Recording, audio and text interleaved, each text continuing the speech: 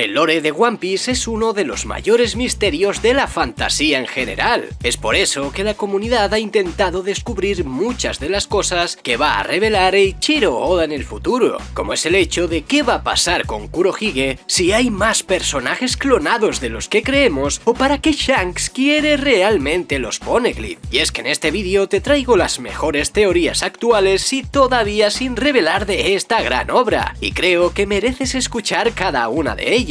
Hay algunas que pueden durar 6 minutos y otras incluso 10, pero te prometo que vas a disfrutar como nunca e intentarás resolver cada uno de los misterios que se proponen en este vídeo. Así que sin más, vamos con la primera. El personaje de Shanks envuelve muchísimos misterios que a día de hoy todavía siguen sin resolver. Sin embargo, sí que sabemos ciertos detalles de su historia, como es el hecho de que este viajó con el antiguo rey de los piratas, o que por ejemplo va en busca del tesoro One Piece. Sin embargo, en cada una de sus contadas apariciones se nos ha dado una pista demasiado grande de qué significa este tesoro para él, ya que en todas y cada una de ellas hay referencia al One Piece, o mejor dicho, qué es lo que este quiere que se haga con él. Me explico. Como todos ya sabéis, en el capítulo 1 del manga de One Piece, este guardaba una fruta muy especial, una fruta que llevaba buscando muchísimo tiempo por alguna razón, la cual obviamente está relacionada con toda la historia del siglo vacío, dioses, el poder oculto, la voluntad de las personas por crear las Akuma no Mi. Recordemos que la Hito Hito no Mi modelo Nika no aparecía en el registro del libro de las frutas del Dr. Vegapunk, y es que es por eso básicamente que creo que fue la primera de todas en ser creada. Y de verdad esto no lo explico porque sí, que luego hay mucha gente que me dice que tardo demasiado en explicar una teoría, pero de verdad cada uno de estos puntos es necesario para que la entiendas mejor, ya que no solo tiene una respuesta. Como hemos dicho, Shanks en el capítulo 1 protegía la fruta legendaria, y esta fue consumida accidentalmente o tal vez por caprichos del destino por Monkey D. Luffy. Ahí ya pudimos observar un cambio en Shanks, pues parecía incluso que miraba a Luffy de forma distinta, y además supo qué hacer para que este quedara impactado de por vida. El tema del brazo de Shanks es algo muy complejo de comentar. Tal vez Oda lo hizo simplemente para darle impacto al primer capítulo de la serie, o realmente sí tenía todo planeado desde un inicio, porque el poder de Shanks por ese entonces ya era lo suficientemente grande como para acabar con el monstruo marino muy fácilmente. Sin embargo, como él mismo dijo, lo apostó. Esto se lo dijo a Shirohige también en su momento, cuando ambos se encontraban en su barco discutiendo el destino de Ace. Estas palabras ya nos dicen muchísimo de la posición de Shanks, y recordad todo lo que os estoy diciendo porque va a ser importante para después, ya que incluso las palabras que dice el pelirrojo en este último capítulo 1076 van a ser de gran importancia. Y es que lo que quiero que entendáis es que el pelirrojo es el camino de todo esto. En el arco de Marineford hizo su épica aparición parando la guerra, llegando tarde, sí, pero lo suficientemente rápido como para que Luffy saliera con vida. Y ahora sí, Shanks sabe de sobra que Luffy es el heredero de la voluntad de Joy Boy. Mucha gente puede dar esto por obvio y habrá otra que no, pero de lo que sí estoy seguro es que no todo el mundo ha pensado en todas y cada una de las apariciones de Shanks. Incluso últimamente en el arco de Wano, sí, aparte de aparecer para promocionar la película, vino para salvar a Luffy de este individuo, pues todos sabemos de sobra que tal y como estaban los personajes después de haber luchado con semejantes monstruos, no estaban para combatir, y menos contra un almirante, lo que quiere decir que Shanks es el protector de Luffy por llamarlo de alguna manera, y de nuevo en ese momento lo vimos bebiendo sake y nombrando el One Piece. No me voy a poner pesado con la teoría del sake, pero de verdad que es muy buena. Si no la has visto, te la dejo arriba para que le eches un ojo, pero creo que la mayoría ya sabéis de lo que hablo. Sin embargo, dejando ese pequeño tema aparte, el capítulo 1076 nos hace dudar sobre el personaje de Shanks, es decir, ¿para qué este querría los Poneglyph del otro manco pelirrojo? ¿Para qué? ¿No se supone que este viajó hasta la penúltima isla con su capitán? Estoy seguro de que aunque no supiese dónde estaba la última, no sería muy complicado que la fuese a buscar. Lo que yo creo es que hay dos hipótesis posibles. La primera sería la que ya comenté en lo que no viste del manga de esta semana, que por cierto, si no queréis perderos ninguna review ni los capítulos traducidos y narrados al español al canal, suscríbete, y al activar la campanita en todas serías de los primeros en comentar. Sin embargo, y como iba diciendo, la primera sería que estas piedras tuviesen algún tipo de código que es necesario sí o sí para llegar a la isla, aunque también pensé, si Shanks era el elegido para seguir la voluntad de Roger, que a primera vista eso es lo que parece, debió haberle dado las coordenadas en todo momento, y estoy seguro de que los Road Poneglyph no cayeron en saco roto, por lo que estoy seguro de que Shanks conoce de sobra el camino para llegar a Loguetail. La cosa es que aquí entra en juego también el personaje de Luffy con su fruta, pues Roger se rió seguramente porque era necesaria para algún tipo de acción, y este no iba a llegar a obtenerla porque le quedaba poco tiempo, o al menos eso es lo que yo llevo pensando bastante, por lo que lo único que se me ocurre es que Shanks quiera los Poneglyph de Kid para que este no llegue a la isla, ya que creo que Shanks quiere que sea Luffy el que llegue hasta allí, aunque aquí la teoría se rompería por completo si nos vamos a las palabras que dijo este en Wano, y eran que ya era hora de ir a por el One Piece. Entonces, ¿qué está pasando aquí? A Oda le encanta que el lector se rompa la cabeza, lo hemos visto en varias ocasiones con el propio Tesoro, el traidor y de nuevo el traidor. Pero, ¿por qué quiere ir entonces a por el One Piece? Y la respuesta es... exacto, Shanks quiere llegar a tiempo para dejar preparada toda la ceremonia que se ha de celebrar con ese tesoro. Como os he dicho, tenéis que haber escuchado la teoría del One Piece y del sake para entender todo esto, ya que no me voy a explayar en este vídeo porque se haría eterno. Sin embargo, al ver Shanks como Luffy había llegado a ese nivel, se dio cuenta de que había que preparar todo para la gran celebración muy pronto. Sí, sé que es una teoría que está fundamentada en muchísimas especulaciones, incluso es la teoría de la teoría, sí, pero es que realmente ya hemos tocado todos los temas posibles con Shanks y creo que es divertido ver una pequeña posibilidad más, sobre todo con las palabras que dijo este en el último capítulo. Pensadlo bien, ¿qué sentido tiene que este quiera ir a por los Poneglyph? Yo al menos no le veo ninguno, por mucho que este se quedara con Baggy por encontrarse mal en ese entonces, así que esto es lo que creo que es el personaje de Shanks, un camino, un sueño, una historia que descubrir y una fiesta que celebrar con el mundo entero. Cuando pensamos en las leyendas del pasado del mundo de One Piece, es imposible no pensar en Roxy, Shebeck y los demás, pues es una historia que realmente ha marcado este universo, ya que se formaron los piratas más poderosos de todos los tiempos en una sola banda. Pero no solo eso, sino que esta historia tiene muchísimo más trasfondo de lo que parece, ya que actualmente vamos a ver algo muy similar en la isla Hachinosu. Además, Eiichiro Oda ha dejado varias pistas de lo que podría pasar en esta batalla, como es el hecho, por ejemplo, de mencionarnos que Kong hace 27 años era el almirante de flota de la marina por ese entonces, personaje que a día de hoy no conocemos en profundidad, pero que será clave para lo que te explicaré después, ya que pueden haber muchísimas similitudes entre la batalla de God Valley y la próxima guerra en la isla Hachinosu. Eso sí, antes de continuar con el vídeo te pediría que revises tu suscripción y actives la campanita en todas para no perderte contenido. Eso me ayudaría muchísimo y te lo agradecería de corazón. Para eso tenemos que entender qué es lo que nos dice Eiichiro Oda sobre la batalla de hace 38 años, donde sabemos que Garp y Roger se aliaron para vencer a esa poderosísima banda de piratas, pero aún a día de hoy hay muchísima gente que cree que estos personajes estaban solos, o más concretamente Garp, ya que Roger estaría con su banda, y lo cierto es que lo dudo bastante. Monkey D. Garp es un personaje extremadamente poderoso, pues este se enfrentó de tú a Goldie Roger en incontables ocasiones, y eso lo sabemos todos. A día de hoy se especula si este incluso puede tener Haki del Conquistador, y lo más probable es que eso se nos acabe mostrando en esta batalla que está por venir. Pero lo importante de esto, y que quiero que entiendas,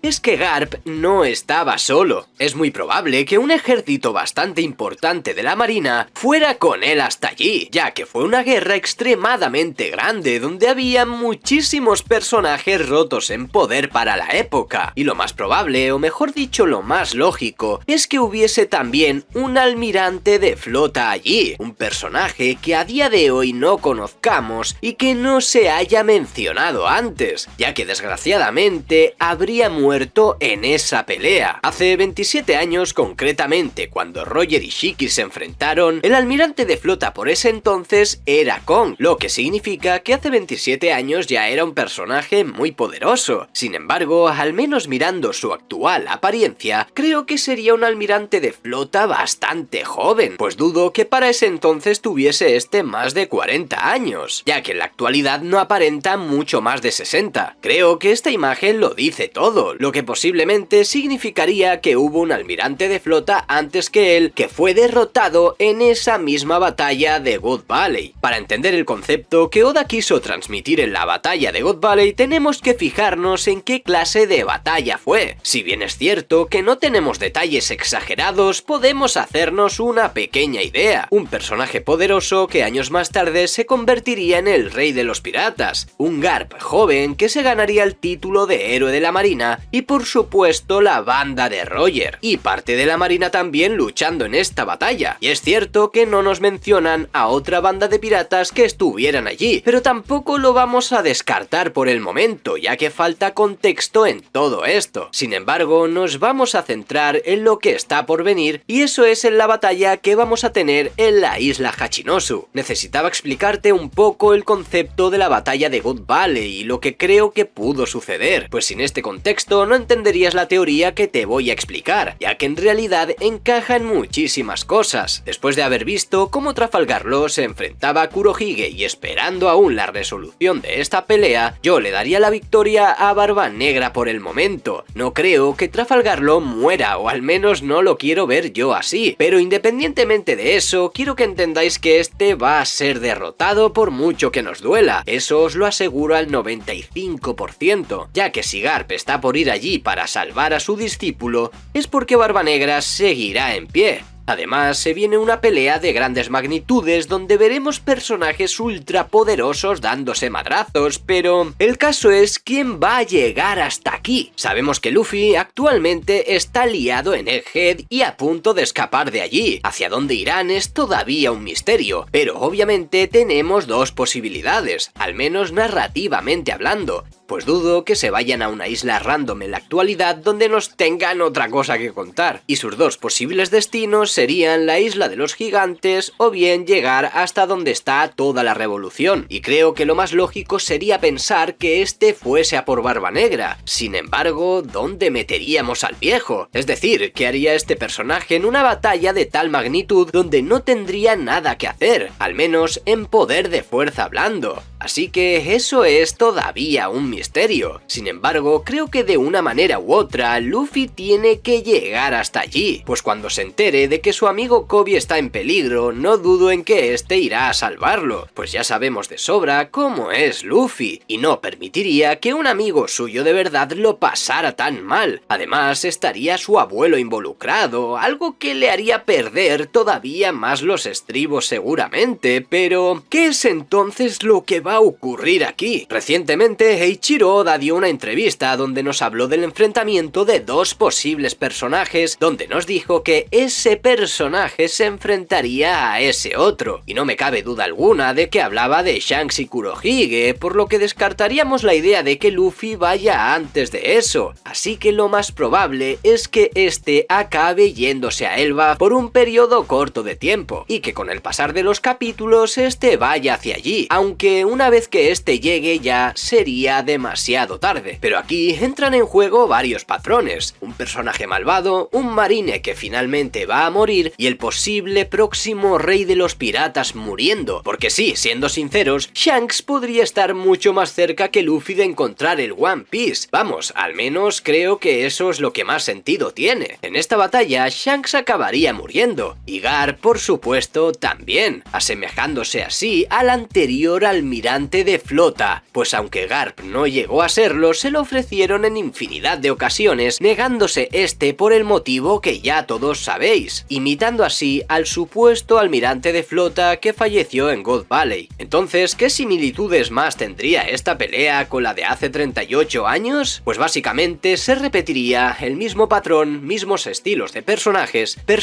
que mueren, pero esta vez la historia sería algo diferente. Recordemos a Kurohige por un momento en el arco de Haya, donde este mismo dice que los sueños nunca mueren, algo que te deja caer el autor para que entiendas qué podría suceder en el futuro, como el mismo hecho, por ejemplo, de romper ciertas barreras y cambiar la historia, al menos por un periodo corto de tiempo. Misma misión que tendrá Luffy con el rey de los piratas, pero consiguiendo finalmente su objetivo. Es por eso que Kurohige es muy importante en esta parte de la historia, ya que será él el que cambie la propia historia de Rox, y donde por un momento lo veremos como un personaje victorioso, cargándose así al abuelo, al ídolo y a todo el que haga falta. Es entonces cuando entraría en juego el papel de Luffy, donde será el principio de una guerra a nivel mundial, y donde este posteriormente se tendrá que enfrentar a él para derrotarlo, vengando así a su abuelo y amigo, donde veríamos una despedida muy parecida a la que tuvimos con Ace y Shirohige, pero con Luffy entregándole el sombrero en la tumba. Creo que sería demasiado épico que sucediera algo así, y os digo todo esto no porque me haya salido de repente, sino porque analizando la historia, Oda constantemente te remarca sus pautas una y otra vez, pero hay muchas veces que el fan intermedio no sabe interpretarlas del todo. Muchas veces los arcos en sí se repiten, un personaje malvado que es derrotado por el protagonista de turno, pero cada historia es una historia ligeramente diferente. Es por eso que este mangaka nos contó la historia de God Valley, para que entendamos los fans más acérrimos que esta misma historia se va a volver a repetir, pero esta vez, como digo, de manera distinta. Con las recientes revelaciones del capítulo del manga, la gente está dando mucho bombo con el tema de las clonaciones. Y no es para menos, ya que absolutamente nadie se esperaba algo así, y menos por parte de Stacey,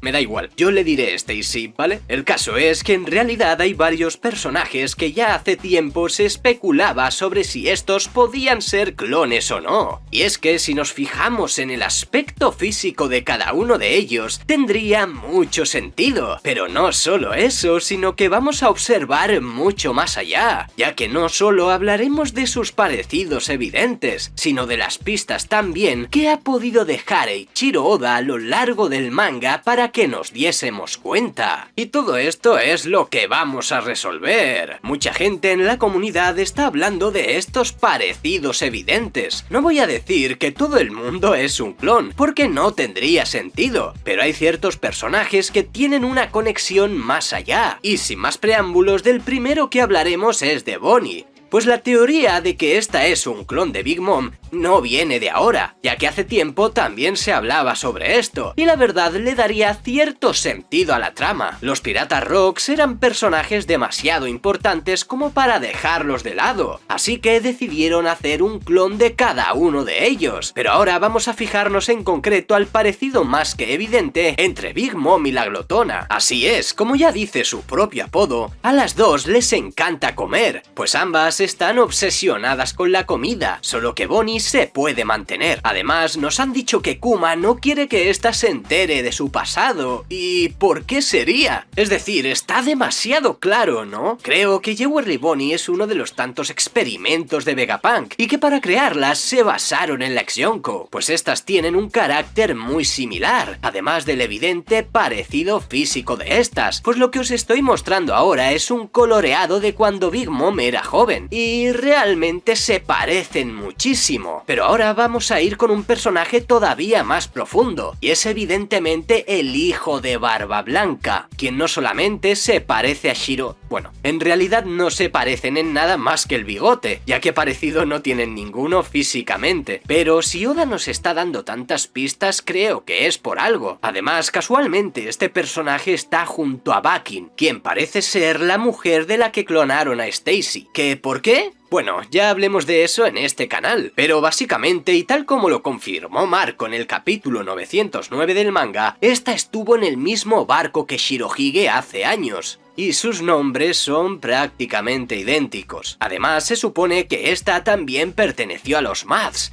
ese grupo de científicos del que Oda nos está hablando últimamente, por lo que no sería descabellado que ésta se dejase clonar a cambio de un clon de Shirohige. ¿Que por qué estos no se parecen en absolutamente nada físicamente? Sencillo, Bakin se dejó clonar a sí misma, por lo que esta permitió que Vegapunk accediese por completo a su ADN para clonarla. En cambio, Shirohige seguramente no lo hizo, y pudieron clonar a Weevil, o mejor dicho a Barba Blanca, gracias a algún pelo robado o algo así. ¿Entendéis el concepto, verdad? Pero estos dos personajes no son los únicos que han sido clonados. sino que Shiki también. ¿Cómo? ¿Shiki? Así es. Sabemos que este personaje ya hizo su aparición en la película Strong World, pero las películas de One Piece son un tema bastante diferente, ya que aunque estas no sean canon oficial de la obra como tal, los personajes que aparecen en ellas tienen que tener cierta congruencia. Es decir, pueden aparecer personajes nuevos que nunca aparecen en el manga, sí, o incluso líneas temporales totalmente distintas, pero lo que no van a hacer es mostrarte a un personaje súper importante como podría ser Shiki y hacer que este muera y luego aparezca en el manga, ya que eso confundiría bastante al lector, o al menos a una cierta parte del fandom, y por lo tanto sería un problema a la hora de sacar nuevas películas también, por lo que si Oda quiere meter a Shiki no lo hará de forma directa. Hace años, en la portada del capítulo 631, podemos ver a Crocus bebiendo con un personaje misterioso, donde la gente por aquel entonces, incluso a día de hoy, especulaban que podía ser Shiki, y la verdad es que no es para menos, ya que este personaje y este otro que aparece en la portada se parecen muchísimo, al menos en cuanto a vestimenta hablando, incluido el gorro. Y claro, mucha gente que se ha puesto al día con One Piece bastante después de ese capítulo puede pensar que fue una estrategia de marketing para promocionar la película de Strong World, tal y como se ha hecho con Shanks y Uta en el arco de Wano para la película de One Piece Film Red, pero no es así. La película Strong World, la cual repito no es canon, bueno, el capítulo 0 que sale al principio sí, pero la película como tal no, salió en el año 2009 y el manga en ese entonces se encontraba antes del time skip. ¿Y qué quiere decir esto, diréis? Pues que la imagen de la portada del 631 de Crocus con ese supuesto Shiki es del año 2011.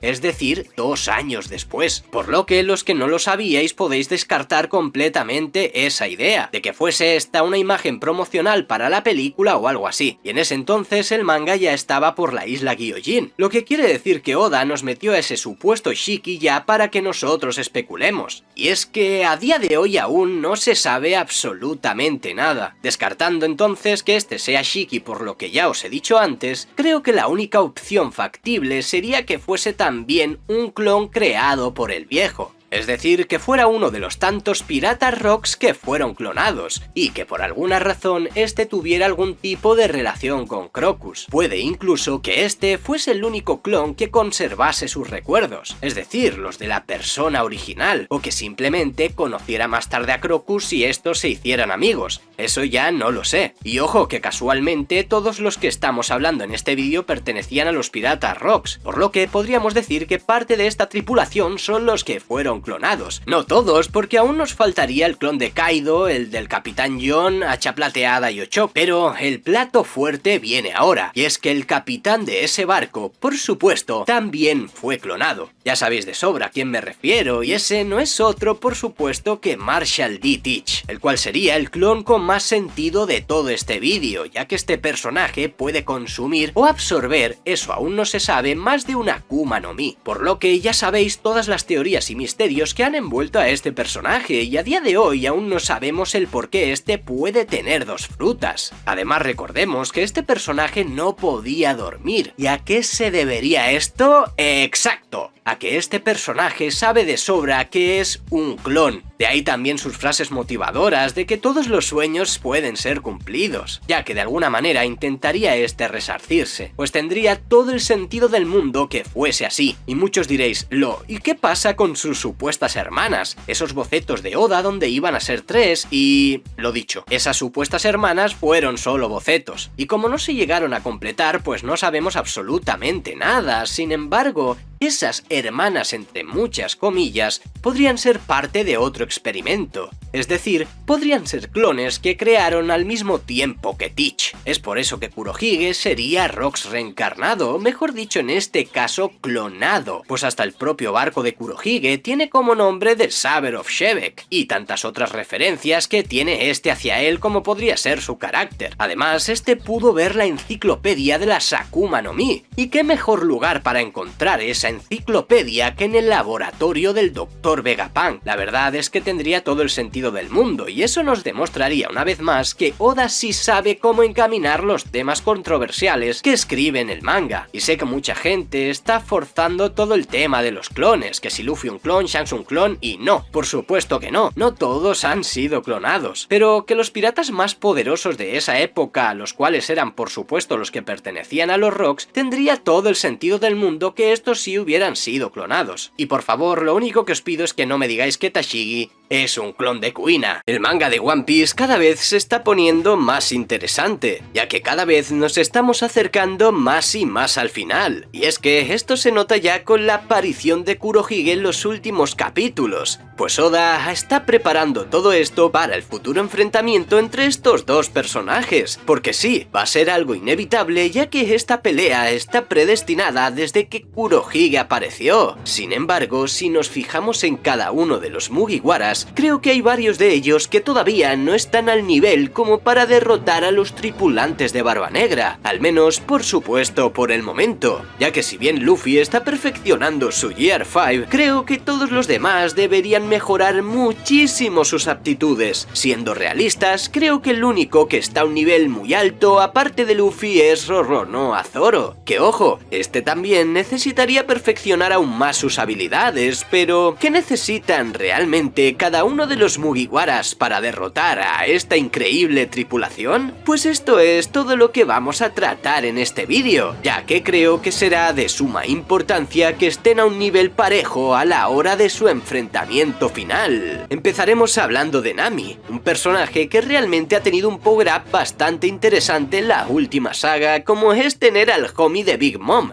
Zeus, y que realmente puede ayudar muchísimo a la hora de combatir contra su futuro rival. Sin embargo, creo que está lejos de poder enfrentarse a un tripulante de Barba Negra actualmente, ya que estos son demasiado poderosos, por lo que creo que Nami necesitaría un pequeño empujón más. Sin embargo, la pista real está en el capítulo 1058 del manga. Sí, sé que muchos pensaréis que simplemente fue una broma de Oda y ya está, pero que el propio Jinbe mencionara que sintió un leve haki del rey, creo que no es simplemente humor. Es decir, se hubiera podido hacer de otra manera esta broma innecesaria, ya que incluso le podemos ver rayitos negros alrededor. Además, podría tener cierto sentido. Recordemos que no sabemos nada sobre los padres reales de Nami, pues esta podría ser la hija de algún personaje superpoderoso y que a causa de eso, esta tuviese haki del conquistador de verdad. Puede sonar un poco loco, pero dudo que Oda haya jugado con este pequeño panel solo para reírse de nosotros, por lo que creo que esta sí tendrá haki del conquistador con la excusa de que es hija de, y eso le permitiría finalmente enfrentarse a alguien superpoderoso, como sería Katarina Devon, la mujer Kyuubi contra la gata ladrona, un combate que tendría que ganar Nami por la mínima y seguramente usando ese haki que ella misma desconocía que tenía.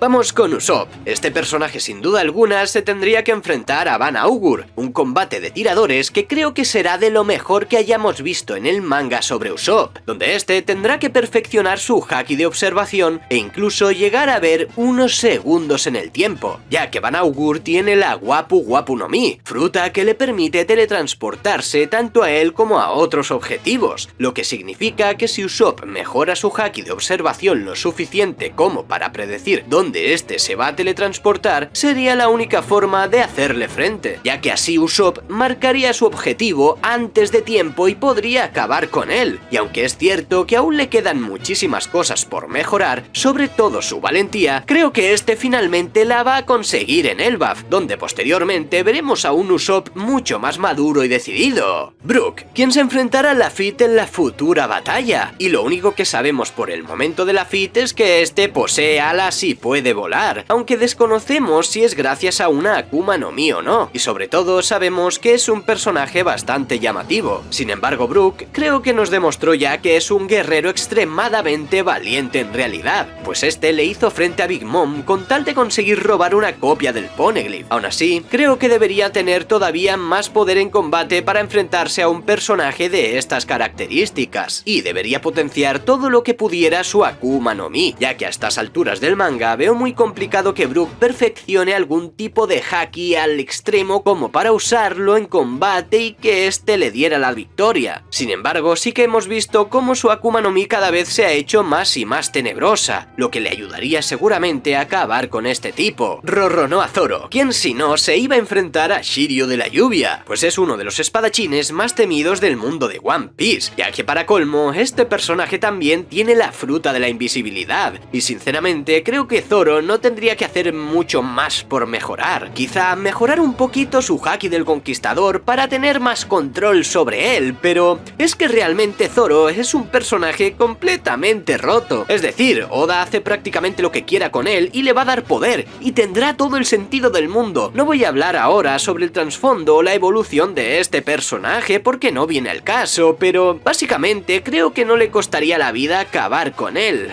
Jinbe. Oh Dios mío, qué gran personaje es Jinbe en realidad, pues además ya nos lo presentaron estando roto en poder. Es como si en Pokémon Rojo, por ejemplo, fuéramos por el gimnasio de Misty con criaturas al nivel 20 más o menos y nos encontráramos para capturar a un Pikachu nivel 45. ¿Sabéis a qué me refiero, no? El caso es que Jinbe tendría que mejorar su haki de armamento al máximo y tendría que mejorar todavía más su Gyojin Karate para hacer frente a San Juan Wolf, un personaje que puede estar en el agua y todavía desconocemos el porqué, ya que encima este es usuario de fruta. Así que Jinbe tendría que perfeccionar aún más si cabe en combate fuera del agua, ya que dudo que esta batalla se diese en el mar o algo así, pues aún desconocemos si San Juan Wolf puede estar en profundidades o no, cosa que dudo, ya que si este es un usuario, como digo, la única lógica que le encuentro es que este pueda flotar de alguna manera, pero vamos, que Jinbe debería hacerse cargo de él una vez haya mejorado aún más, sobre todo su haki de armamento al máximo. Franky, un personaje bastante menospreciado, ya que apenas se le tiene en cuenta a la hora de hablar de combates realmente poderosos, y en realidad es un personaje extremadamente fuerte. Además, creo que se tendría que enfrentar a Jesús Vargas, personaje que tiene la Akuma no Mi de la fuerza precisamente, y sinceramente hablando de fuerza bruta como tal, creo que Franky sería el indicado para hacerle frente. Franky lo que haría sería mejorar todavía más su cuerpo, pues aunque ya es prácticamente un robot, este podría hacerle unas mejoras aún más heavies para que aguantara ataques muy pero que muy poderosos, lo que haría que pudiese hacerle frente sin problemas a Jesús Vargas. Sanji, personaje que creo que finalmente también tendrá haki del conquistador debido a sus esfuerzos, pues sinceramente creo que se merecería estar a la par que Roronoa Zoro, o al menos que se le acercase. Si bien siempre está un peldaño por detrás, creo que esta batalla sería un buen momento para demostrarnos que este personaje posee dicho poder. El haki del conquistador acompañaría a Sanji y así le podría hacer frente a Ávalo Pizarro. ¿Que por qué se enfrentaría a este personaje? Sencillo, ambos son del North Blue. Los dos provienen de familias reales, o al menos importantes en su continente, y lo cierto es que no veo otro mejor rival para Sanji que él. Además, nuestro cocinero favorito mejoraría todavía más los poderes que le entregó el Red Suit, ya que aunque este lo haya destrozado, creo que dichos poderes permanecen en él, demostrando así que es capaz de utilizarlos sin esa dichosa cosa creada por su familia. Nico Robin.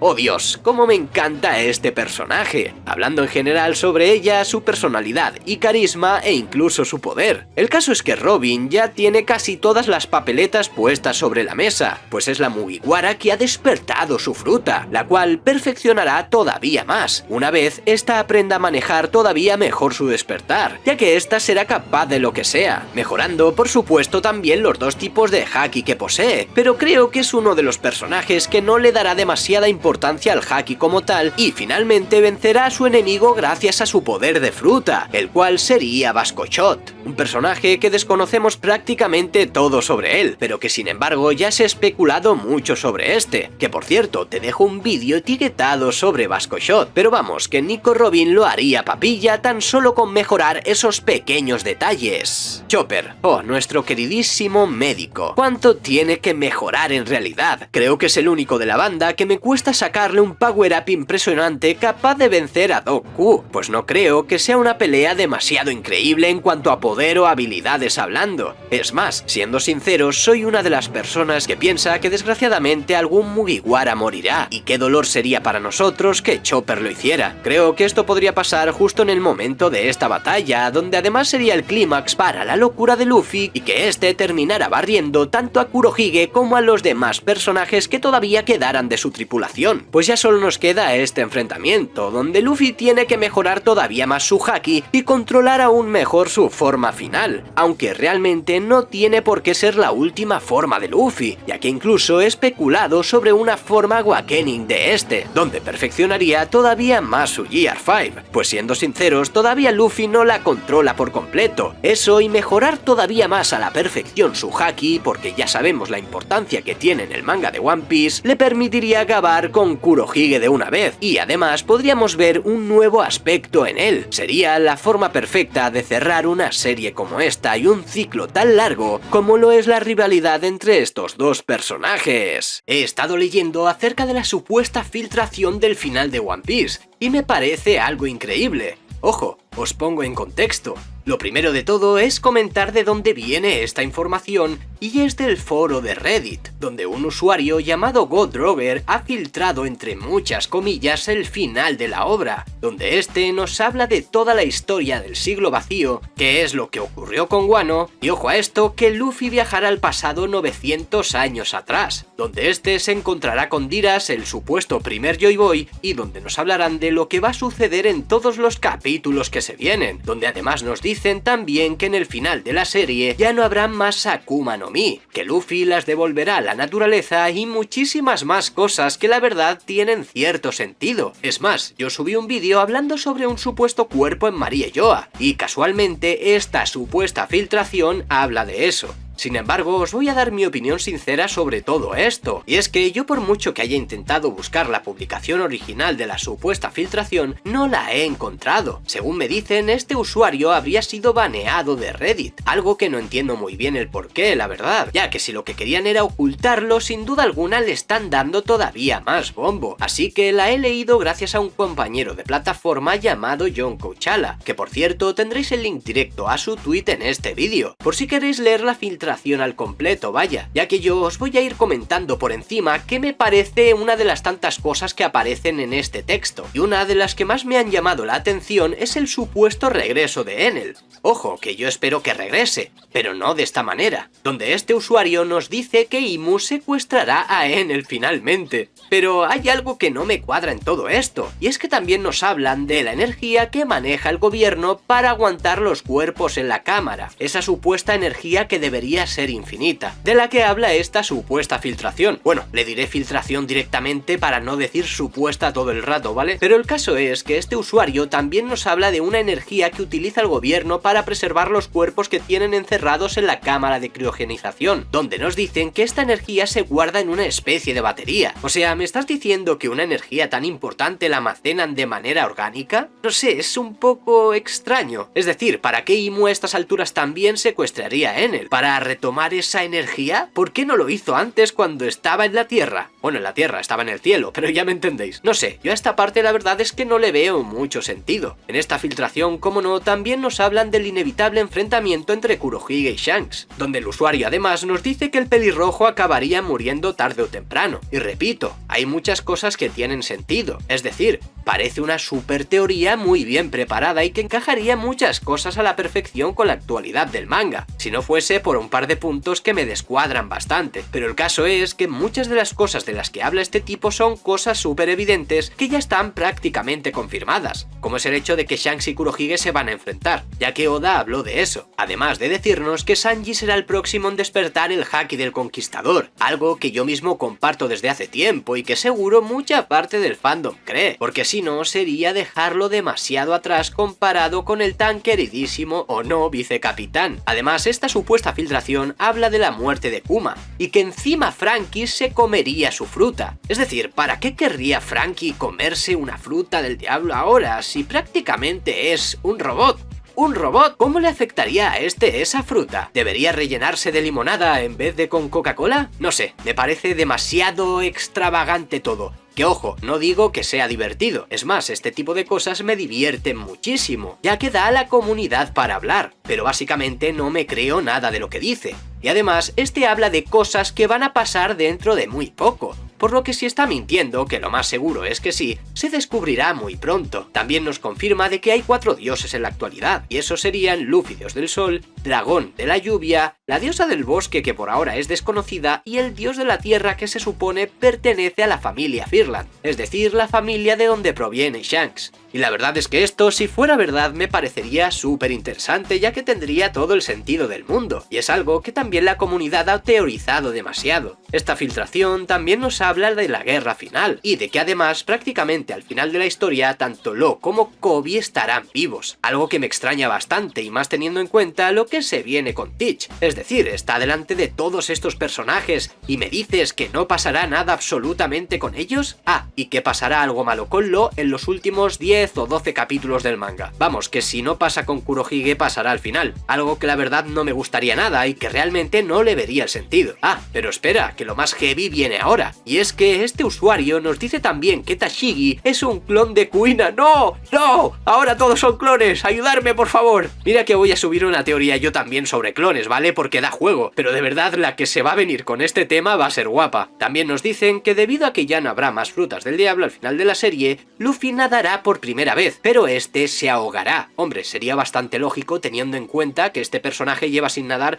muchísimos años, pero bueno, nos dicen también que el Sunny recibirá una reforma por parte de Vegapunk, y que además el viejo se reirá del arma más potente del barco. Ah, y que Franky se pondrá muy triste por eso. O sea, me estás filtrando, se supone, el final de One Piece, y me cuentas que Franky se pondrá triste por esta tontería. ¿De verdad era necesario? Y ojo, que también dice que Kurohige se aliará con Im. Vamos, esto me parece la hostia. ¿Veis esa imagen conmigo? O sea, yo no logro ser capaz de visualizarla, os lo juro. Sí, aunque haya tenido que editar esta imagen rápidamente para recrear el momento, pero bueno, también nos dicen, como no, de que habrá más flashbacks, y habrá uno muy importante de Kuzan. Este usuario también explica que Vegapunk se aliará con el ejército revolucionario. Espera, ¿que acaso no forma parte ya de alguna manera? A fin de cuentas él ayuda a Kuma y este pues pertenece a esta organización, por lo que de nuevo algo súper evidente que está comentando este usuario. Nos hablan también de la historia de los Minks, de su pasado, de un mini Zunesha con 100 años que no he logrado entender muy bien, y sobre todo nos dicen que en un punto de la historia habrá muertes. ¿Que habrá muertes, dice? ¿Cómo?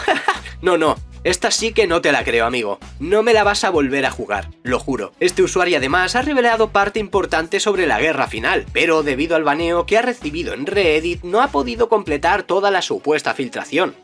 ¿Qué queréis que os diga? Yo agradezco a John Kuchala por haberla compartido con la comunidad, pero no me creo absolutamente nada. Lo siento, no encajan muchísimas cosas, hay otras cosas que sí tienen todo el sentido del mundo, pero que ya se ha comentado en ocasiones con teorías, como por ejemplo la de los cuerpos encerrados en Marie Yoa, como ya os había dicho. Así que, como os llevo diciendo a lo largo del vídeo, creo que es totalmente falso, o al menos así lo creo yo. Cada año salen supuestas filtraciones del final de One Piece, y desde luego no son ciertas. Pasó lo mismo también en su época con la supuesta Biblia de este manga, la cual también comentemos en el canal y dijimos también lo que pensábamos. Evidentemente, que era falsa, así que desde luego no creo equivocarme. Vegapunk, Lilith, Hattori. ¿Quién es el traidor? Como muchos ya sabéis, en la isla Egghead hay un personaje que no está de nuestro lado. Y es que tras los muchos acontecimientos extraños que han pasado en la isla, es normal que la gente se empiece a desesperar intentando buscar al traidor. Y es que si analizamos fríamente la situación, cada uno de los personajes que mencionaremos en este vídeo tienen el potencial perfecto para serlo, ya que no vamos a hablar de un solo personaje y decir simplemente que ese es y ya está, sino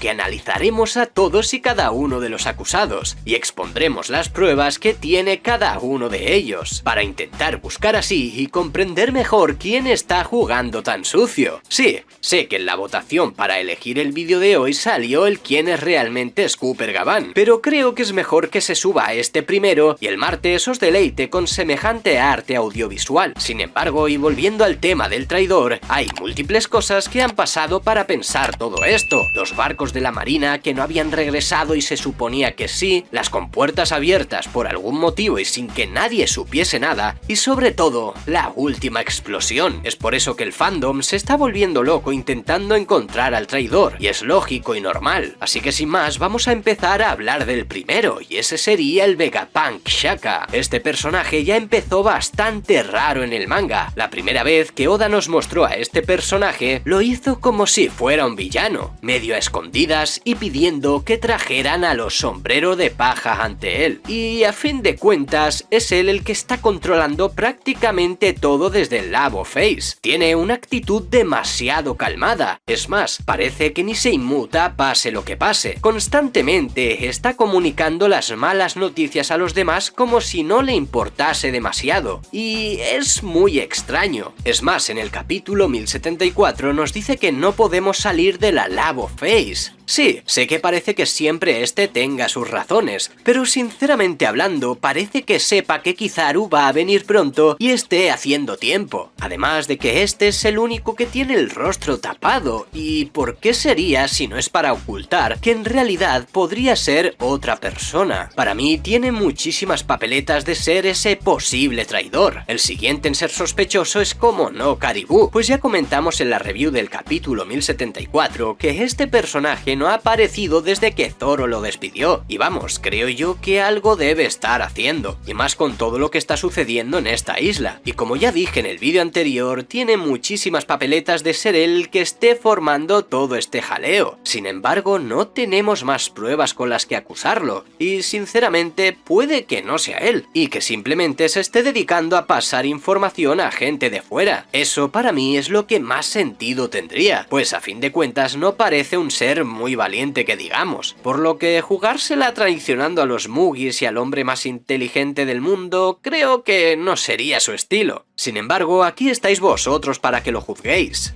Hattori. Bueno, la verdad es que finalmente la paloma fuese alguien realmente importante y tuviera la capacidad de hacer todo esto me parecería un plot twist impresionante, ya que después de la pelea entre Stacy, sí, para mí es Stacy y así se queda, ya que después de la pelea entre Stacy contra Kaku y Lucci no se ha visto nada sobre él. Es decir, ¿dónde está el pájaro este? No ha aparecido desde entonces y me parece algo muy particular. Sin embargo, esto me abre todavía más la posibilidad de que posiblemente sean dos traidores y no uno, ya que creo que no hay solo un traidor que esté haciendo todo esto, sino que hay dos aliados por lo menos que están en todo este complot. Sin embargo, creo que su función sería la de ir informando a ese supuesto señor X y que éste actuara en consecuencia, ya que si Hattori fuese una persona importante como los demás, habríamos visto algún tipo de indicio en Enies Lobby sobre esto, y absolutamente nada de eso, por lo que sería extraño que en esa situación este no hiciera nada y ahora de repente fuera, qué sé yo, Scooper Gavan. Ojo, que este personaje estoy seguro de que no te lo esperabas y en realidad sería una completa locura. La verdad es que no tendría ni siquiera sentido, pero... ¿y sí? Es decir, ¿por qué Luffy lo ha mencionado de repente? ¿Podría el viejo Iceberg estar en Egghead y ser uno de los traidores? La verdad es que me costaría creer eso, de lo que sí estoy seguro es que Oda no ha metido esto porque sí, ya que recordemos que en Water 7 los traidores eran los propios carpinteros, personajes que en primera instancia nos habían ayudado y que fueron los villanos finalmente. ¿Podría pasar ahora lo mismo pero con los satélites? Es decir, no todos, pero que parte de ellos fueran los que están traicionando. Todo cabe dentro de estas teorías, pero sinceramente, aparte del Vegapunk Shaka, la que me encajaría perfectamente sería Lilith, pues a fin de cuentas, esos barcos que habían desaparecido anteriormente habrían sido interceptados por esta y... ¿habría mal informado al Dr. Vegapunk original? ¿Buscando esta siempre así su propio beneficio? Además recordemos de que tienen personalidad propia. La propia Stacy, sí, sería muy extraño que hubiese actuado en consecuencia de esta manera y que después sea la traidora, pero recordemos las palabras de Shaka diciendo que esta todavía después de tanto tiempo le era fiel, pero ¿y si el gobierno descubrió todo esto y esta es una doble espía? Ya que ha mandado a dormir a estos dos, a dormir les dijo. ¿Es posible que después estos se despierten? Recordemos que tanto Lucci como Kaku están metidos dentro del Labo Face, supuestamente derrotados, pero dentro del laboratorio, lo que daría la posibilidad a que estos tres destrozaran todo desde dentro, Y aquí es donde podría entrar de nuevo Hattori como ayuda, siendo este el que se está ocupando de todas las acciones secundarias. Pero ojo, que hay gente que es capaz de decir que el traidor de verdad es el Vegapunk original, y sinceramente no tendría ningún sentido. Me dan vibras de que este hombre es demasiado egoísta, sí, pero no siento para nada que el Vegapunk original sea el traidor, pues no hay ningún tipo de prueba como tal y no tendría mucho sentido. Es decir, porque haría todo esto si en realidad el gobierno es quien lo quiere acabar. Yo al menos no le veo el sentido. Imagina ahora que Oda la semana que viene me da en toda la cara, pero ¿qué quieres que te diga? Yo no lo veo. Es verdad que si buscas minuciosamente, las cosas que este hace o dice son contradictorias, pero de ahí a que este sea el traidor original, no lo sé. A no ser que todo fuera por un complot con todos los satélites para cazar a todos y cada uno de los Mugiwaras. Lo que sí es cierto es que es bastante extraña toda la situación. Es decir, Zoro y Brook, por ejemplo, estaban en el barco por si acaso y han acabado entrando también al laboratorio.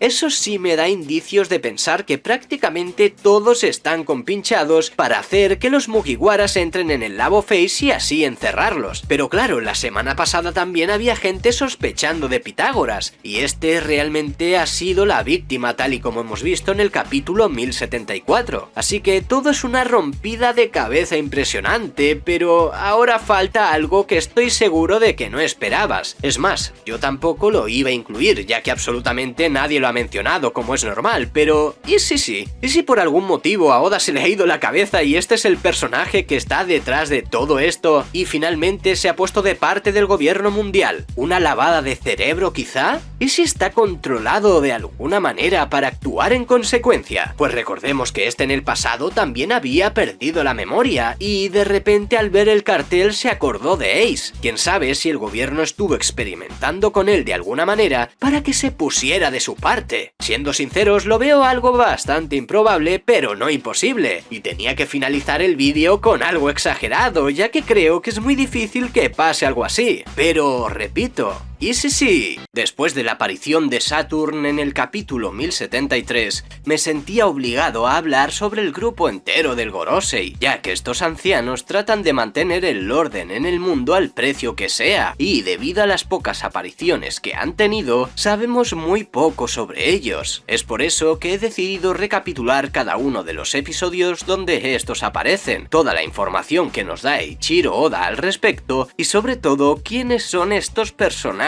realmente, ya que si bien es cierto de que tenemos una vaga idea sobre ellos, estamos mucho más cerca de descubrir todos los secretos que envuelven a estos santos. Porque sí, gracias a la revelación del capítulo 1073, Oda nos ha dado en toda la cara con la perspectiva que teníamos sobre ellos, y todo esto además de su propósito es lo que vamos a resolver. Primero, para poneros en contexto sobre estos personajes, tenemos que saber que todos y cada uno de ellos son los que están por encima de cualquier marine, almirante o fuerza militar que esté en este mundo, ya que estos personajes solo tendrían a alguien por encima de ellos, no siendo otro por supuesto que Himusama. Y hablando de la marina, el Gorosei tiene un control completo en esta organización, pero la pregunta es ¿por qué? Llevamos cientos de capítulos haciéndonos preguntas y más preguntas, y la verdad es que no tenemos de momento una verdadera respuesta, y eso es lo que más me hace comerme la cabeza sobre estos personajes, ya que todo el misticismo que los envuelve es lo que los hace tan especiales. Y es que los 5 santos del Gorosei ya nos mostraron en el manga que al menos tienen cierto conocimiento sobre los sucesos que ocurrieron en el siglo vacío, de acuerdo a sus reacciones a las declaraciones del profesor Clover, ya que estos mostraron un terror paranoico a que alguien reviviera las armas ancestrales. Hace 20 años, cuando hablaban con él, sin embargo, revelaron que tenían motivos para pensar así cuando hablaban de esos peligros, lo que nos demuestra que de cierta manera creo que estos 5 ancianos sí tienen el propósito de mantener la paz en el mundo, pero siempre a su manera. Lo más probable es que parte de ellos ya viviera en esa época,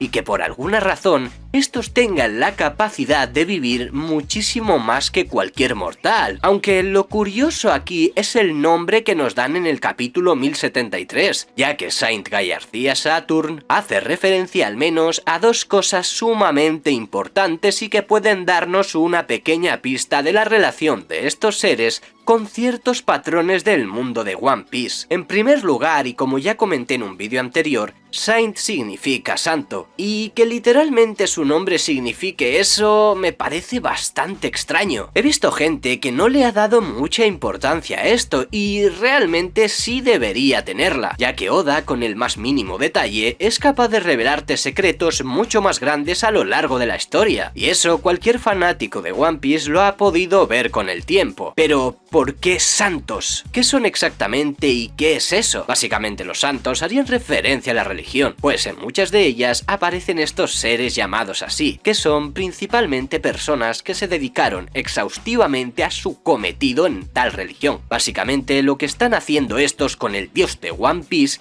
porque sí, no solamente tendremos la leyenda del dios del sol Nika, sino que Imu-sama a fin de cuentas y como gobernador del mundo es un dios. Lo que significa que los 5 ancianos están dispuestos a dar la vida si es necesario a cambio de que Imu cumpla su cometido, el cual es ni más ni menos que mantener la estabilidad en el mundo, pero de una manera por supuesto mal llevada. Todo esto vendría a relacionarse con los crímenes sucedidos en el siglo vacío y esa verdad que quieren ocultar, aunque eso en realidad da para otro vídeo, por lo que sigamos hablando de quiénes son estos personajes realmente, y para eso vamos a hablar de ellos uno por uno, y el primero sería Saturn. Este anciano tiene barba regular, su peinado consiste en varios rulos, tiene una cicatriz en el lado izquierdo de su rostro, este lleva también un sombrero aristocrático sobre su pelo gris, y además este porta un bastón. En las reuniones, este siempre permanece sentado. Puede estar basado en Karl Marx, algo que ya hablemos en este canal, quien fue un célebre sindicalista del siglo XIX. Saturn es quien más habla cuando intervienen los 5 ancianos, ya que este además fue quien habló de mantener bajo control al emperador pirata Shanks antes de que se les vaya de las manos. También dijo que él no es alguien que busque derrocar al mundo solo. Además también habló de la relación de Luffy con Garp y cómo Barba Negra estaba haciendo su movimiento tras la batalla de Marineford. También es quien ordenó al CP0 intervenir entre la lucha entre Luffy y Kaido, lo que podría significar que este personaje está por encima de los demás, y si estos tienen de verdad algún tipo de rango, no me cabe duda de que está por encima de todos y cada uno de ellos, a excepción de uno solo que comentaremos después. El segundo anciano es un hombre alto y delgado con bigote y barba puntiagudos, y en la mayoría de sus apariciones se encuentra de pie. Este habló con Clover sobre el tabú del siglo vacío y ordenó a Spandine dispararle al arqueólogo por intentar decir el nombre perdido del Gran Reino. Después de la guerra también preguntó la conexión entre Luffy y Silver Rayleigh y reconoció la conquista de Barba Negra en los territorios de Shirohige, además de que este mismo anciano etiquetó a la familia Nefertari de traidores, lo que nos da a entender que es uno de los más duros en cuanto a justicia se refiere. Podríamos decir que tiene una actitud parecida a la de Akainu, pero claro y obviamente con la diferencia de puestos. El tercero de los 5 sería este de aquí. En cuanto a su apariencia, este tiene un gran mostacho y está parcialmente calvo. Antes del time skip, este tenía una barba de chivo, la cual se afeitó tras el salto temporal. Tiene una mancha como de color vino en su frente, y es muy parecido al ex premier soviético Mikhail Gorbachev, además de que este siempre está sentado y de brazos cruzados,